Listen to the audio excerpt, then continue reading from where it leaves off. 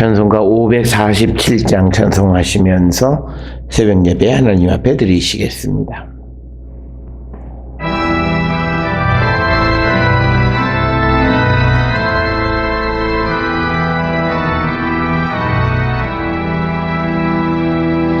나 같은 죄인까지도 찾아와 주신 주, 간곡한 음성 못 잊어 마음은 엽니다.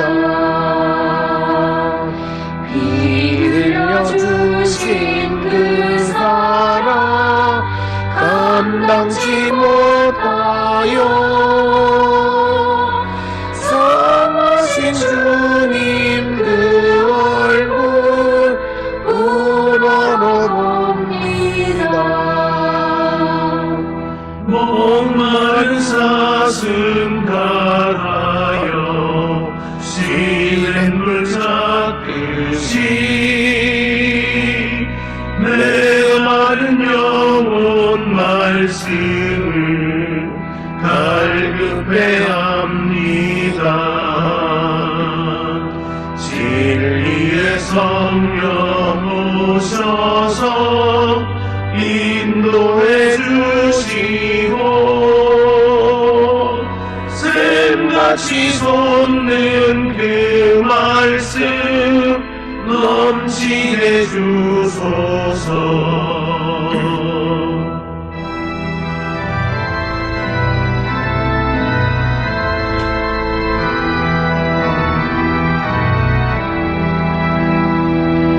질그릇 같은 이 몸도 깨끗게 하시고 죽으나 삼아 주 위에 일하게 하소서. 영광의 주님 오실 때 부끄럼 많으나 흰 예복 입고 주님을 배웁게 하소서. 내가 주의 성전을 향하여 예배하며 주의 인자하심과 성실하심으로 말미암아 주의 이름에 감사하오니 이는 주께서 주의 말씀을 주의 모든 이름보다 높게 하셨습니다. 아멘. 사랑과 내가 충만하신 아버지 하나님 은혜를 감사합니다. 죄로 인하여 죽을 수밖에 없는 우리를 구원하여 하나님 자녀 삼아 주시고 또 우리에게 영생의 소망을 갖고 믿음 안에 승리하는 자 되게끔 성령 충만 허락하여 주셔서 다시 오시는 주님의 구원의 완성을 기다리며 살아가는 거룩한 성도 되게 하시니 하나님 은혜를 감사합니다. 아버지, 우리가 이 땅을 살아갈 때마다 이 크신 은혜 받은 자로서 세상에 우리가 받은 은혜를 돌려주는 거룩한 성도 되게 하여 주시옵소서. 먼저는 복음을 증거함으로 죽어가는 영혼들을 주께로 인도하여 생명을 주는 일에 우리가 힘을 다하는 저희들 되게 하시고, 또 아버지께서 우리에게 허락해 주신 여러 가지 모든 것들을 우리와 함께 살아가는 사람들에게 나누며 살아가는 거룩한 성도 되게 우리를 인도하시고 복내려 주시옵소서. 그리하여 우리가 이 땅을 살아가면서 주님이 우리를 통하여 이루고자 하시는 그 주님의 뜻을 온전히 이루며 살아가는 거룩한 백성 되게 도와주시옵소서. 주께서 우리를 구원하기 위하여 이 땅에 오셔서 십자가를 지시고 또 보혈을 흘리심으로 우리를 구원으로 인도하시는 그 모든 일들은 하나님의 뜻에 순종하시는 주님에게서만 가능한 일이었음을 우리가 압니다. 우리도 주님의 이 순종을 배우는 저희들 되게 하여 주셔서 주의 말씀으로 성령으로 우리를 이끌어 가시는 그 주님의 뜻을 따라 순종적 삶을 살아가는 우리 모두가 되게 인도하시고 복내려 주시옵소서. 아버지, 우리가 살고 있는 이 시대에 모든 믿는 사람들은 자신의 감정에만 충실하고 하나님의 계획과 하나님의 뜻에는 별 별 관심이 없이 살아가는 자들이 많은 이때에 우리는 무엇보다도 주님의 뜻, 주님의 나라, 주의 영광을 위하여 살아가는 저희들 되게 하시고 하나님 바라시고 원하시는 것을 이루기 위하여 힘을 다하는 우리 모든 성도들 되게 인도하여 주시옵소서. 이제 얼마 남지 않은 2018년 이 한 해에도 우리가 주님과 약속한 모든 것들을 이루기 위하여 더욱더 주를 향하여 헌신적 삶을 살아가는 저희들 되게 하여 주시옵고 하나님께로부터 받은 바 은혜를 통하여 더욱더 주를 위하여 살아가기를 결단하는 우리 모든 성도들로 인도하시고 복내려 주셔서 이 가을 우리 모든 성도들의 삶에 아름다운 믿음의 열매와 또 우리가 살아가는 육신의 열매도 아름답게 맺어질 수 있도록 주님 은혜를 더하여 주시옵고 특별히 아버지 우리 맑고 밝은 교회를 통하여 이루시는 하나님의 나라의 그 복음을 전하는 일들이 열매 맺게 하여 주시고 이 일을 위하여 알게 모르게 협력하는 많은 도움의 손길들 주님 기억하셔서 그들의 삶에도 아버지께서 풍성한 열매 허락하여 주시고 우리가 복음을 위하여 힘쓰는 모든 일들 가운데 하나님 영광 드러날 수 있도록 주여 인도하시고 복내려 주시옵소서. 아버지 또한 우리가 뿌리는 모든 복음의 씨앗들이 좋은 열매 되게 하시고 그들을 통하여 또 많은 생명들이 잉태할 수 있도록 주님 인도하시고 복내려 주셔서 아버지가 우리를 통하여 이루고자 하시는 그 영혼 구원의 사역을 온전히 감당하는 교회와 우리 성도 될 수 있도록 하나님 축복하여 주시옵소서. 우리 성도들 가운데 질병으로 고생하는 이들이 있습니다. 또 몸의 완치를 위하여 또 병원에 입원한 이들도 있습니다.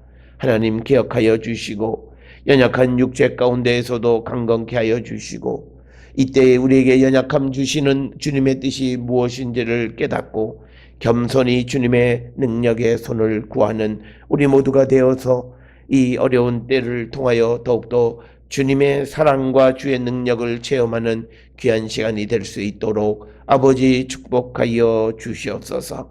이제 내일의 거룩한 성일을 위하여 오늘도 교회를 쓸고 닦고 여러 가지 순서를 준비하는 많은 사람들이 있습니다.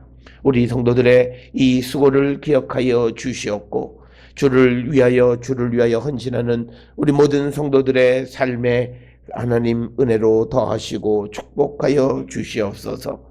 오늘도 우리에게 주시는 말씀 안에 은혜 받는 시간 되게 하여 주시옵고 이제 부활의 능력으로 죽음을 이기시고 부활하신 주님, 그 주님을 만날 준비를 하는 귀하고 복된 한 날 되게 오늘을 축복하여 주시옵소서. 주께서 우리와 함께하여 주시옴을 감사드리옵고 예수님의 이름으로 기도드렸사옵나이다. 아멘. 하늘에 계신 우리 아버지여, 이름이 거룩히 여김을 받으시오며 나라가 임하시오며 뜻이 하늘에서 이루어진 것 같이 땅에서도 이루어지이다. 오늘 우리에게 일용할 양식을 주시옵고 우리가 우리에게 죄 지은 자를 사하여 준 것 같이 우리 죄를 사하여 주시옵고 우리를 시험에 들게 하지 마시옵고 다만 악에서 구하시옵소서. 나라와 권세와 영광이 아버지께 영원히 있사옵나이다. 아멘.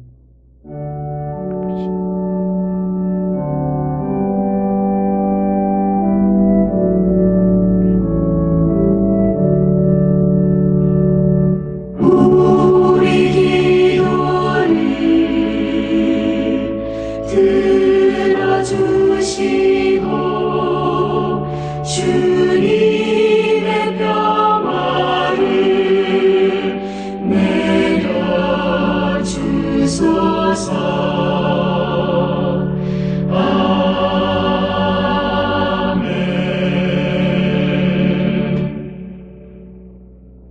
오늘 이 아침 우리에게 주시는 하나님의 말씀 히브리서 10장 1절에서 4절의 말씀이 되겠습니다. 히브리서 10장 1절에서 4절의 말씀 한 목소리로 합독하시겠습니다. 율법은 장차 올 좋은 일의 그림자일 뿐이요 참 형상이 아니므로 해마다 늘 드리는 같은 제사로는 나오는 자들을 언제나 온전하게 할 수 없느니라. 그렇지 아니하면 섬기는 자들이 단번에 정결하게 되어 다시 죄를 깨닫는 일이 없으리니 어찌 제사 드리는 일을 그치지 아니하였으리요. 그러나 이 제사들에는 해마다 죄를 기억하게 하는 것이 있나니 이는 황소와 염소의 피가 능히 죄를 없이 하지 못함이라. 아멘.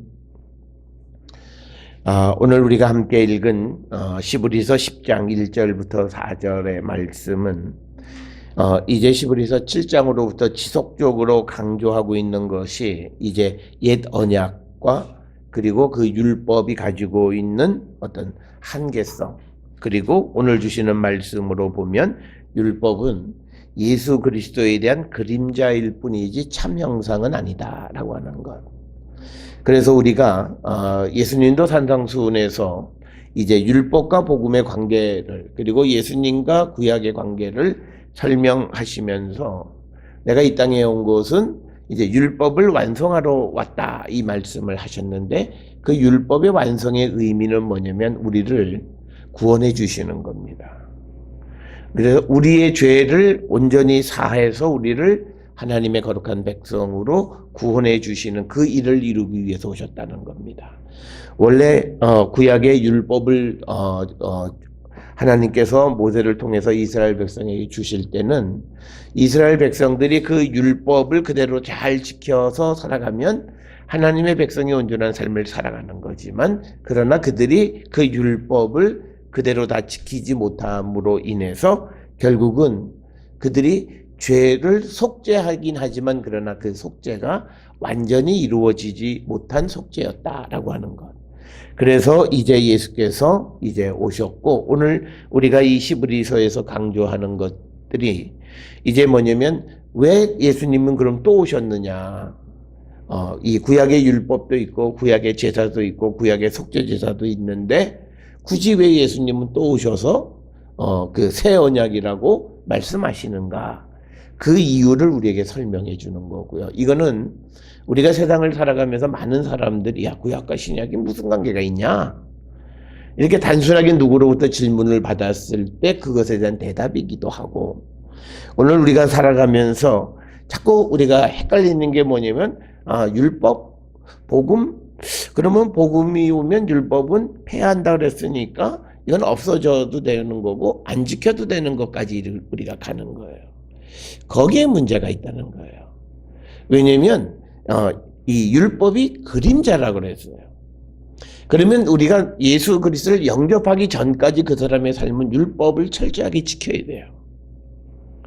그리고 어느 순간 주님을 만나면서 그 틀에서 깨어나는 거예요. 그러면서 그 사람의 삶은 율법에 의해서 지금까지 죄짓지 않는 삶이 연속되는 거예요. 그러면서 그 율법적인 속죄로 온전히 속하지 못한 그 죄를 예수 그리스도의 그 보혈로 정결케 해주셔서 우리의 구원이 완성되고, 그 주님이 다시 오셨을 때, 어저께 우리가 보았던 말씀 중에서 우리는 주님이 그냥 누구에게나 다 다시 오시는 것 같은데 그거 아니라 28절에 구원에 이르기 위하여 죄와 상관없이 자기를, 예수를 바라는 자들에게 나타나신다.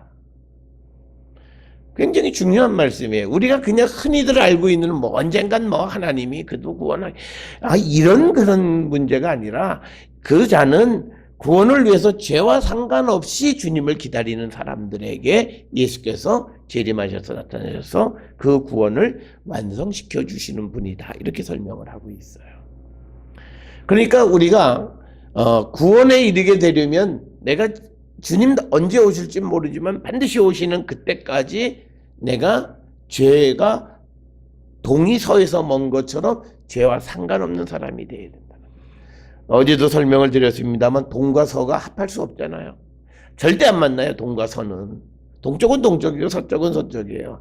그 말은 나는 예수 그리스도의 십자가의 보혈로 정결함을 받은 자로서 다시는 죄로 돌아가지 않는다는 거예요.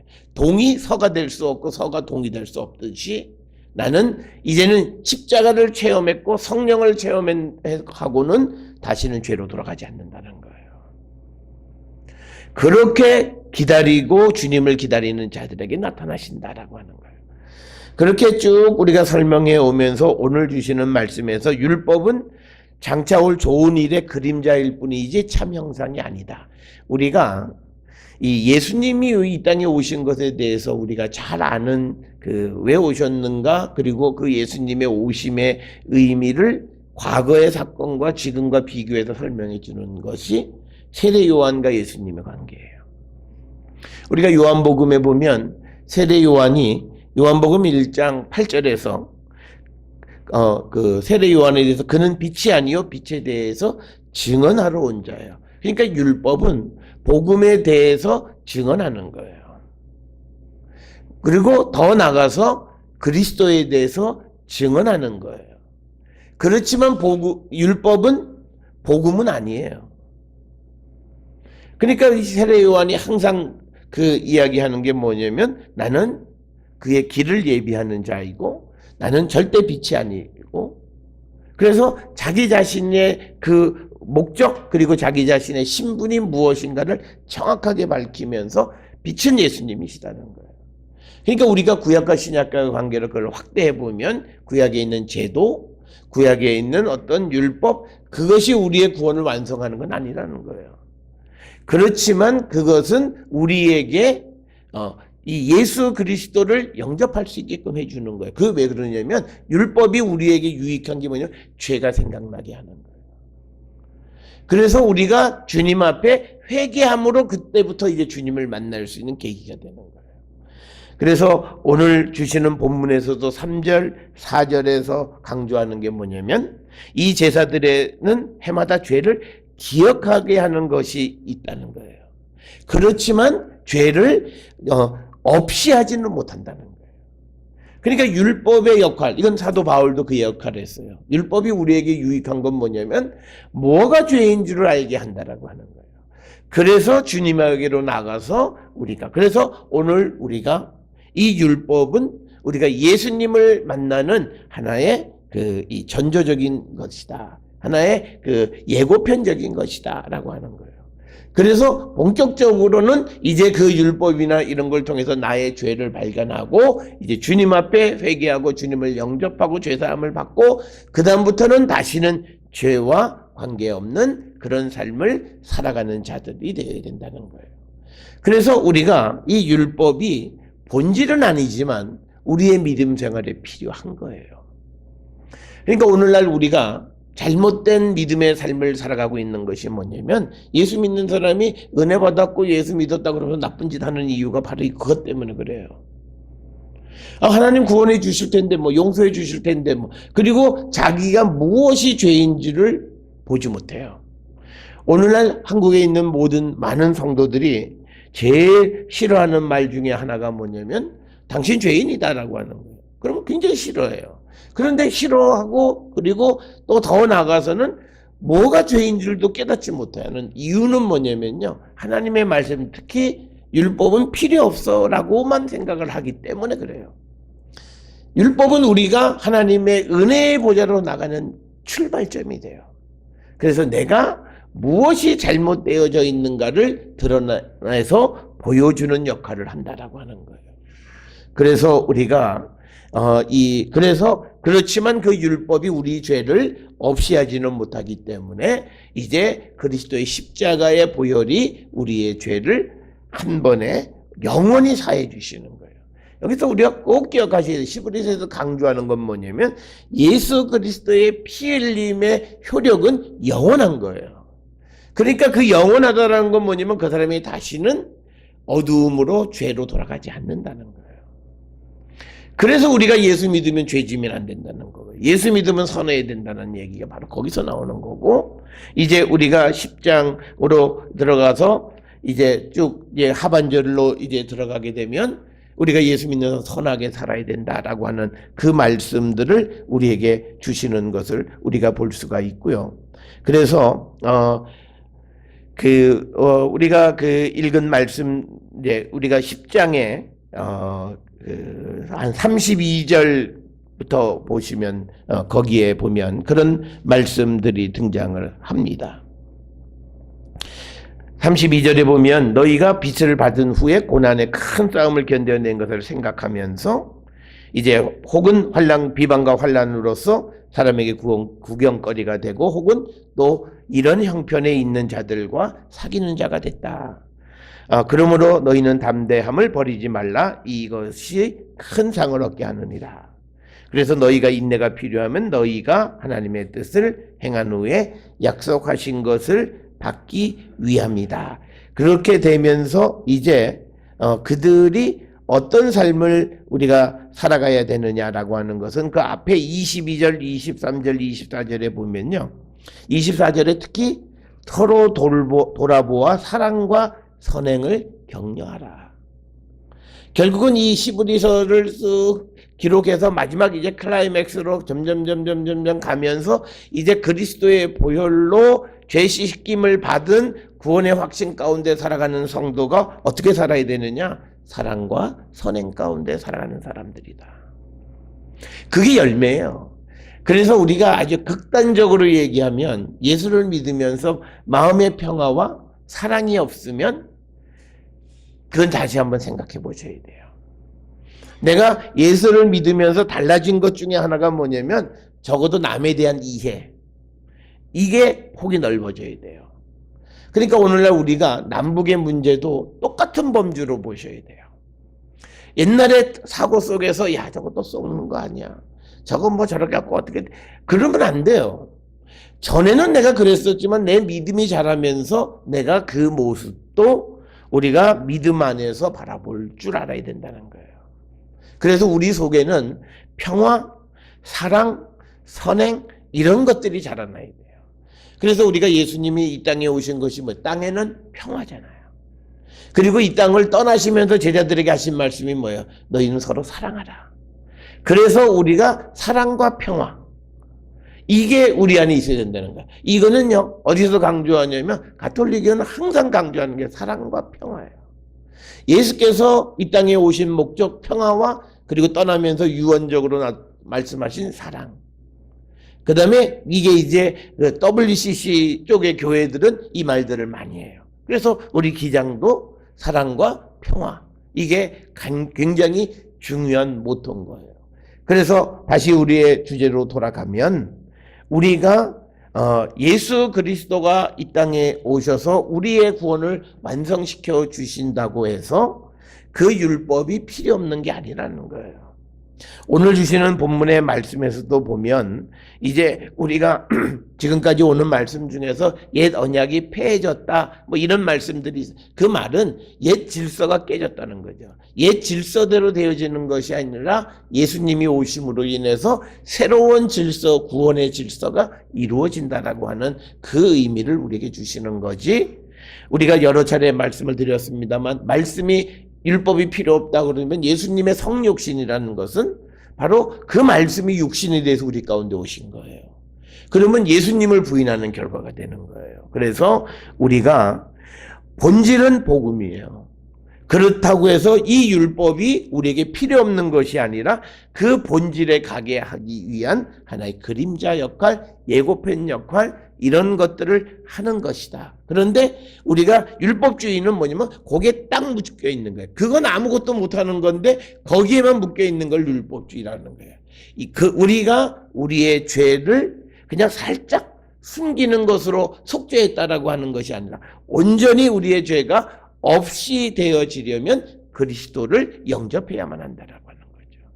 그 사실을 우리가 명확하게 이해하셔야 되겠고, 또 하나 이 히브리서를 읽으면서 우리가 얻는 폐해가 있어요. 아니 뭐 예수님이 단번에 드렸다 그러면 이제 우리 죄를 속해 주면 우리는 하나님 앞에 예배하러 안 가도 되네, 제사하러 안 가도 되네. 우리가 꼭 기억하셔야 되는 게 히브리서에서 얘기하는 제사는 속죄 제사를 얘기하는 거예요. 그런데 오늘날 우리 기독교가 드리는 예배는요 속죄 받은 이들이 하나님 앞에 드리는 제사예요.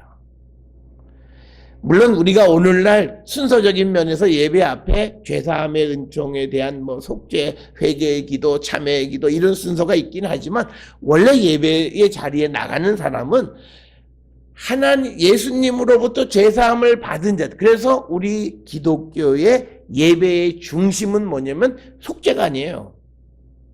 그리스도의 부활을 기념하는 거예요. 그래서 예수님이 이제 돌아가시기 전에 제자들한테 살 포도주, 그래서 이것을 나를 기념하라 그러셨어요.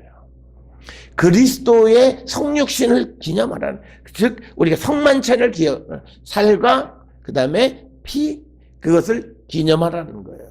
그게 예배의 정신이에요. 그러니까 우리가 많은 사람들이 예배에 와서 우리가 항상 생각하는 게 내가 은혜 받았다. 교만한 말이에요.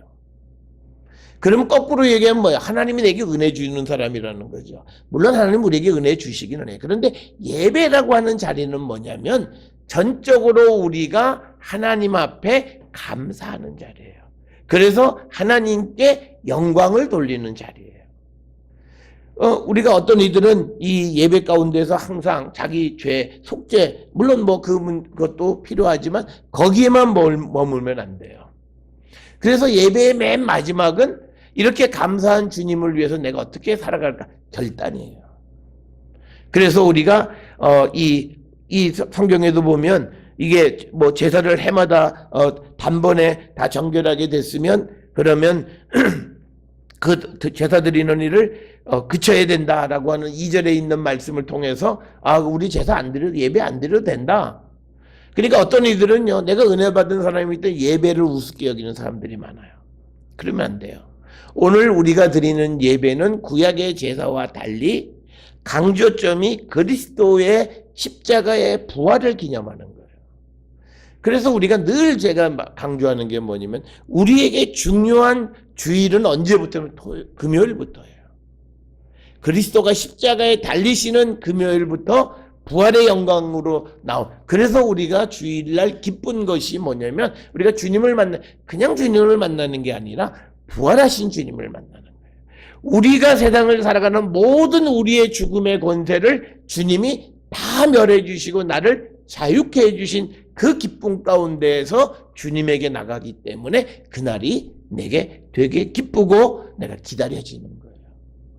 그래서 우리가 이 예배라고 하는 것의 핵심이 주님의 부활을 우리가 기념하는 거고, 그래서 우리는 늘 부활절에 그 감격, 기쁨, 감사 이런 것들이 넘쳐나는 게 예배예요. 그래서 우리가 예배를 가정 예배 드리기를 힘쓰는 것만 예배하는 자들의 삶은 긍정적이고 항상 적극적이고 항상 기쁨이 넘치고 그래서 하나님이 나와 함께 하심을 항상 기억하고 살아가는 거예요. 하나님의 임재를 우리가 날마다 체험하는 귀한 자리라는 거예요. 그래서 우리가 예배를 드리는 삶이 이게 규칙적으로 쭉 되어지면요, 우리가 예배를 위해서 내가 준비하는 삶을 살게 돼요. 그 자체가 우리가 구별된 삶을 살아가는 거예요. 그래서 우리가 요즘은 잘 쓰지는 않습니다만 한동안 우리가 세상을 살아가는 모든 삶이 예배 드리는 듯이 살아야 된다.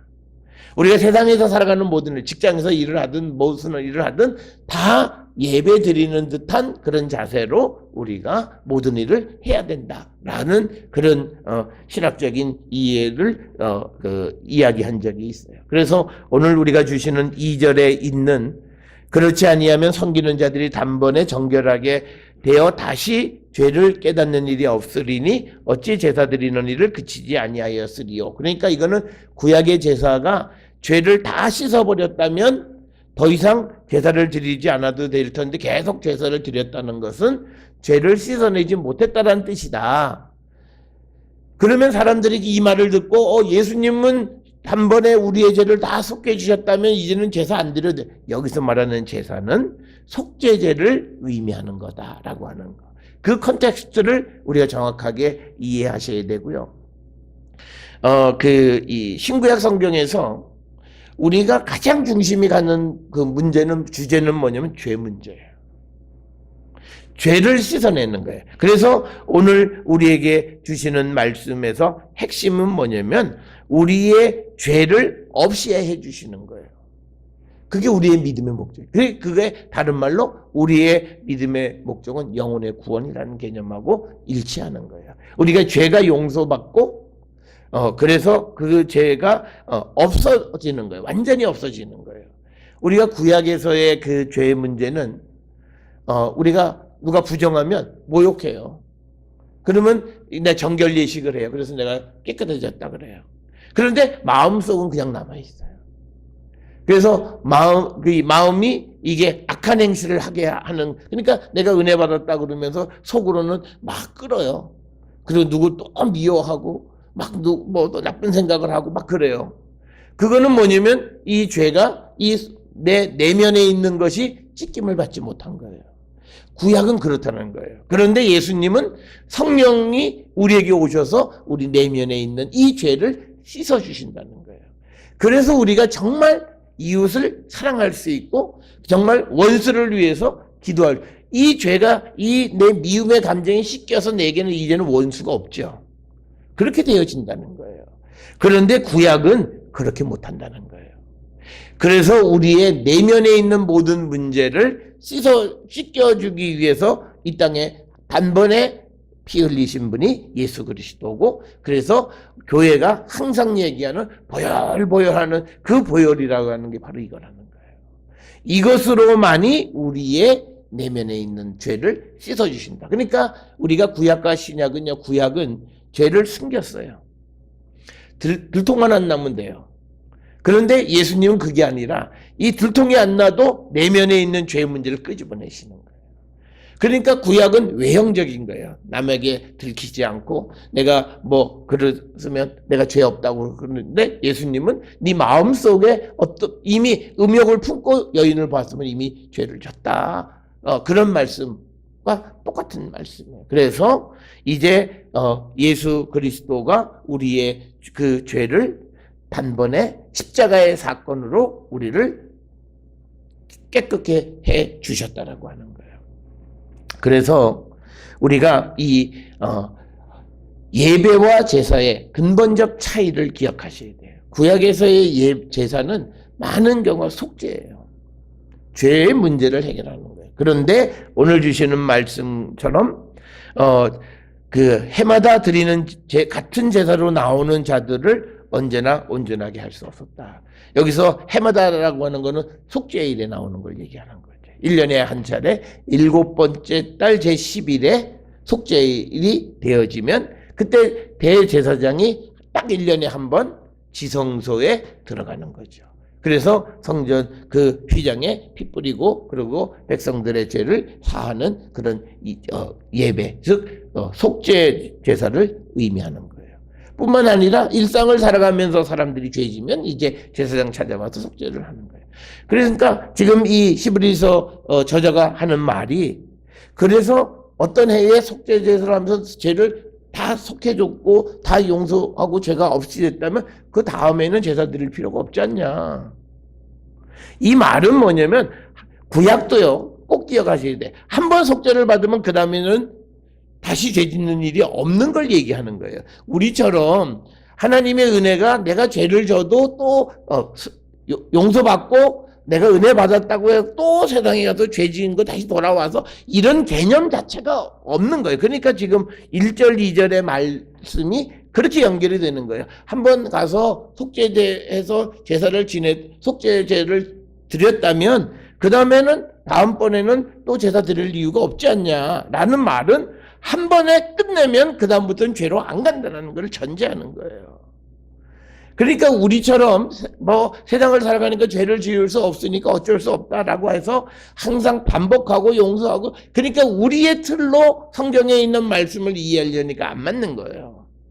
성경의 틀은 한 번 용서받은 사람은 다시 죄 짓지 않는 거예요. 그러니까 우리가 부모들이 자녀를 키울 때 이번에 엄마가 용서해, 그 용서를 줄 때 부모의 마음 뭐예요? 저놈 또 그럴 거야. 그렇잖아요. 다시는 안 할 거라고 하는 믿음을 가지고 용서를 해줘요. 그런데 그가 두 번째 반복하고 세 번째 반복하면 그 다음부터는 부모가 그 사람에 대해서 신뢰를 하지 못하게 되는 거예요. 자녀에도 똑같은 거예요. 신뢰를 하지 못하는 거야. 남에게 말은 안 해요. 그러나 부모가 속마음으로 아이고 저놈 그 마음속에 그것 때문에 또 일 벌어졌구나. 그거 다 아는 거야. 그러니까 뭐냐면요. 우리가 늘 하나님 우리가 죄인입니다. 겸손한 것 같지만요. 하나님에 대한 신뢰를 잃어버리는 거예요. 그러니까 우리가 겸손의 레토릭으로 하나님 앞에 내가 죄인입니다라는 말은 오케이예요. 근데 정말 세상을 살아가면서 날마다 남에게 해를 끼치고 죄를 지으면서 하나님 앞에 나오는 거는 하나님의 신뢰를 잃어버리는 거라는 거예요. 그래서 구약에서는 한 번에 정결하게 하지 못했다는 거예요. 그러니까 매년 제사를 드리지 않냐라고 하는 거예요. 그러니까 오늘 주시는 이 시브리서의 저자도 이 구약에서 드려지는 자기 유대 민족들이 드리는 제사에 대해 굉장히 집중적으로 본 거예요. 그게 야, 한 번에 끝냈다면 내년엔 속죄제 할 필요 없지 않냐. 그리고 당시에는 그게 전부 민족적인 일이었잖아요. 오늘날처럼 나는 불교다, 나는 기독교다 이게 아니라 전부가 다 여호와 하나님만 섬기게 되어 있는 그런 상황 속에서 나라 전체가 어떤 날로 정해서 대속죄일이 되어졌고 하면 그리고 혹시나 잊어버리는 사람이 없도록 대속죄일에는 또 뿔나팔까지 불어요. 그래서 사람들에게 오늘 속죄일이라는 것을 잊어버리지 않고 죄를 속하라 이거예요. 그래서 어느 해에 전부 다 죄를 속했다면 그 다음에는 다시 또 속죄제를 드릴 이유가 없는데 그걸 반복한다라고 하는 것은 거기에 가장 큰 문제는요. 여기서도 그거는 너희들이 죄의 본성이 그렇게 설명 안 하잖아요. 제사장이 온전하게 죄를 속해주지 못했기 때문이라고 얘기하는 거예요. 그러니까 여기에서 예수 그리스도가 우리에게 필요한 이유는 예수 그리스도는 우리에게 온전한 구원을 주시고 온전한 속죄를 주시는 분이시다라고 하는 거예요. 그래서 우리가 오늘 주시는 이 1절 2절에서 숨겨진 그 말씀은요. 용서받고 다시 죄 짓는 일은 성경의 사고로는 불가능한 일이에요. 특별히 오늘 우리가 이제 10장 뒷쪽에서도 나오고 6장 4절부터 8절까지에서도 보면 은혜를 맛보고 다시 배반하거나 예수를 모른다 그러는 자들에게 주시는 하나님의 심판이 설명이 되어 있어요. 이 10장에서도 같은 맥락의 말씀이 26절 이하에 또 같이 반복되어져 있어요. 그러니까 이 말은 뭐냐면 은혜 받고 배반한다. 이건 있을 수가 없는 거예요. 우리가 신명기에서도 보면 배반하는 자, 여호와를 배반하는 자들에 대한 그 벌이 어마어마하게 강력한 건 뭐냐면 있을 수 없는 거라는 거예요. 그러니까 우리가 예수를 믿으면서요. 우리가 하나님 앞에 기도하셔야 돼요. 기도해야 되는 건 뭐냐면 성령께서 우리의 생각을 바꿔주셔야 돼요. 그래서 우리가 예수를 믿으면서 자꾸 죄라고 하는 쪽으로 세상의 유혹 쪽으로 자꾸 기울어져 가는 그런 자가 되지 않고 오직 하나님의 말씀대로 우리가 살아가기를 결단하고 그런 마음, 그런 생각을 갖고 그런 삶을 살아갈 수 있도록 하나님 우리를 도와주십시오. 그렇게 돼야 돼요. 그래서 오늘 우리가 살아가는 이때에 보면 많은 사람들이요. 뭐라 그러냐면 예배 드리자 그러면 형식주의다 그러는 거예요. 그러니까 그건 뭐가 잘못된 거예요. 지금 우리가 드리는 예배는 그리스도의 이 부활을 기념하는 예배를 드리자는 거예요. 그러니까 뭐냐면 예수 믿으면서도 절망하는 이유가 그거예요. 우리가 예배가 예수의 부활을 기념하는 거라면 부활은요 모든 절망을 딛고 일어서는 희망이에요. 날마다 희망을 우리가 부르짖는데 어떻게 절망할 수 있어요? 그러니까 뭐예요? 예배를 형식적으로 드리거나 예배가 그러니까 예수 믿는 사람은요 예배의 자리가 너무너무 즐거워야 돼. 그 이유가 뭐냐면요 거기에 가야만 희망이 유일하게 있는 거예요. 그것만이 나에게 유일한 희망인 거예요. 세상에 어떤 누구의 말도 희망이 아니에요. 내가 주님을 만나는 것만이 내게 희망이기 때문에 그 부활의 능력이 내게 임하시고 그래서 나도 그 부활의 능력 안에서 세상을 살아가는 자가 되기를 날마다 결단하는 거예요. 그래서 우리가 항상 이 예배의 자리로 나가게 되어지는 것이다. 그래서 우리가 단번이라고 하는 말 때문에 예배 그거 일주일에 한 번. 오늘날 한국 교회가 그렇게 돼 버렸어요.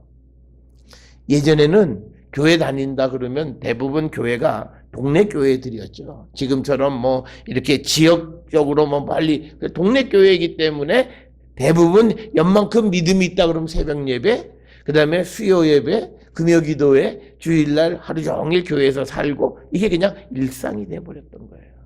그런데 오늘날 우리의 삶은 그게 점점 없어져서 뭐냐면 예배 한 번. 야, 횟수 그건 다 율법주의자들이 하는 소리야. 그래가지고 우리에게 지금 온 결과가 뭐냐를 봐야 돼요. 우리가 지금 10년, 20년 이런 삶을 살아온 결과가 지금 이 모양이에요. 예수 믿는 사람들이 정말 예수가 힘이냐, 능력이냐, 절망할 거 다 해요. 울 거 다 울어요. 그리고는 할 수 없으니까, 어쩌냐. 그래도 예수님이 구원해 주신다는데, 그게 무슨 희망이에요. 그건 희망 아니에요. 희망이라고 하는 거는 절망의 구렁텅이에 내려가지 않는 거예요. 수월의 구렁텅이에 내려가지 않고 주님을 붙잡는 거예요. 그게 주님이 희망이라는 그것이 예배의 자리에서 가능한 일이다라고 하는 거예요. 그래서 우리는요, 때를 항상 우리가 모이기를 힘쓰는 자가 돼야 돼요.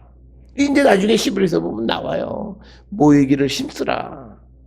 모이는 것을 패하지 말고 더 열심히 모여서 하나님 앞에 예배하는 자가 되라고 말씀하는 겁니다. 따라서 오늘 주시는 1절로부터 4절에 있는 말씀은 이제 구약에서 황소나 염소의 피가 우리의 죄를 어떻게 사해 줄 수 없다. 우리의 죄를 없이 해주는 것은 단 하나, 예수 그리스도의 십자가의 보혈 뿐이다. 이 말씀이 있는데요, 다원주의자가 어떻게 가능해요? 그러면 이 목탁도 드리는 사람은 뭘로 우리를 구원해요?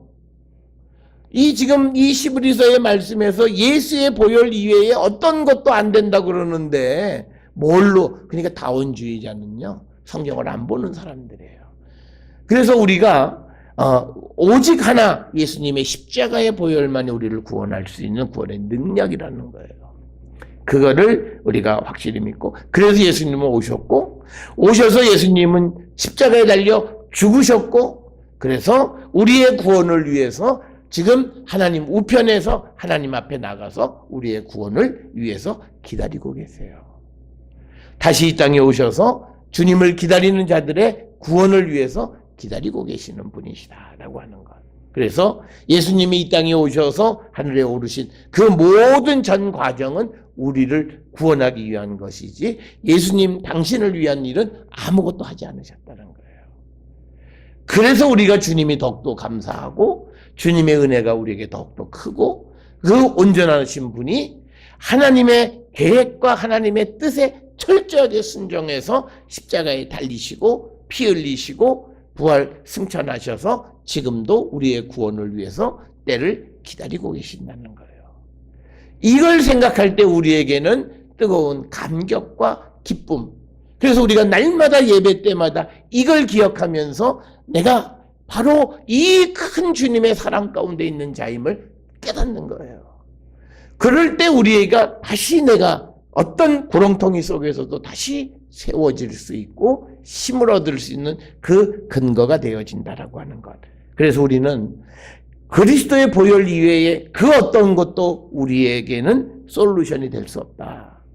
그 말씀을 분명히 기억하셔서 예수 그리스도는 오실 수밖에 없었고 그분이 오셔야만 우리의 구원의 문제가 해결되기 때문에 오셔서 십자가에서 피를 흘리셨고 부활하고 승천하셔서 그냥 우리 내버려 두고 혼자 도망가시듯이 하늘에 올라가신 게 아니라 우리가 하나님 앞으로 갈 수 있는 길을 열어주신 것이다라고 하는 거예요.